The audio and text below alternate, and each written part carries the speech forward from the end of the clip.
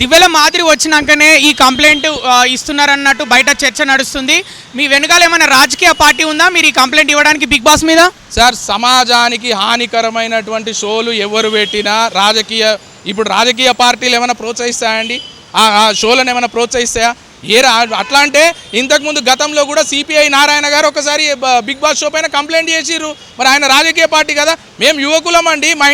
నా ఇంట్లో 10వ తరగతి చదివే పిల్ల ఉంది, కూతురు ఉంది, 6వ తరగతి చదివే కొడుకున్నాడు. ఇట్లనే అందరికీ మేము వచ్చినటువంటి వాళ్ళని కూడా పిల్లలు కలిగిన వాళ్ళము మధ్యతరగతి కుటుంబాలలో నుంచున్నాం. మా పిల్లలు చదువుకుంటేనే మా కుటుంబాలు ముంగడికి పోయే పరిస్థితి ఉంది. మీరు ఇట్లాంటి అడ్డమైన షోలు పెడితే రాత్రి 12 గంటలకు అదే షో చూస్తారు, పొద్దుగాల 8 గంటలకు అదే షో చూస్తారు.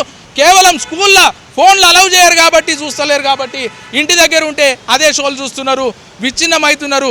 దయచేసి మా కుటుంబాల పైన మా కామన్ మ్యాన్ నోట్లో మట్టి కొట్టొద్దని చెప్పి ఈ సెలబ్రిటీలకు కానీ ఈ పెద్ద పెద్ద హీరోలకు కానీ హెచ్చరిస్తూ ఉన్నాం.